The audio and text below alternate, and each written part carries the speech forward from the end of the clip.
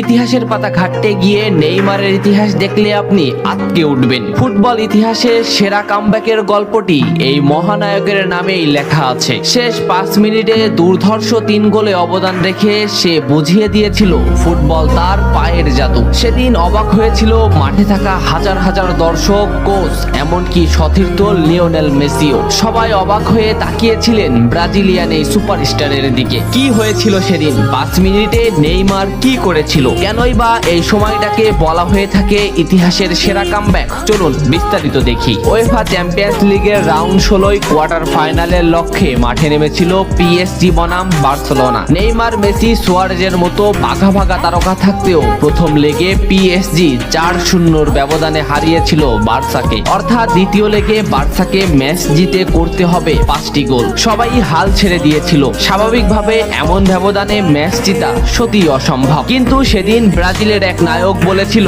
এটা সম্ভব, আমরা এটা করে দেখাবো। যেভাবেই হোক না কেন আমরা দলকে ম্যাচ জেতাতে চাই। 2017 সালের 8 মার্চ অনুষ্ঠিত হয় এই ম্যাচের দ্বিতীয় লেগ। ম্যাচের শুরু থেকেই ক্ষিপ্ততা আর দক্ষতা দেখাতে শুরু করেন নেইমার। এই ম্যাচে যেন আবির্ভাব হয় কোনো এক নতুন নেইমারের। এই নেইমারকে তো কেউ চেনে না। ম্যাচের 3 মিনিটেই লুইস সুয়ারেজ পেয়ে যায় প্রথম গোলের দেখা। এরপর নেইমারের ক্ষিপ্ততায় একের পর এক আক্রমণ সাজাতে থাকে বার্সা। এদিন যেন নেইমারকে কোনোভাবেই আটকাতে পারছিল না পিএসজি। নেইমারকে আটকাতে একের পর এক ফাউলই বেছে নিয়েছিল তারা। ম্যাচের 40 মিনিটে লেভিনের আত্মঘাতী গোলে বার্সা পায় দ্বিতীয় গোলের দেখা। ম্যাচের 50 মিনিটে ক্ষিপ্ত থাকা নেইমারকে ডি বক্সের ভিতর ফাউল করে ফেলে দেওয়া হয়। এতে বার্সা পেয়ে যায় পেনাল্টিতে গোল করে দলকে এগিয়ে নেন লিওনেল মেসি। তবে যেমনটা ভাবছিলেন এই ম্যাচের গল্প ফুটবল বিধাতা তেমন ভাবে লেখেননি। 62 মিনিটে বার্সার কফিনে শেষ প্যারাটা পুড়ে দেন এডিনসন কাভানি। এতেই স্তব্ধ হয়ে যায় ক্যাম্প নু।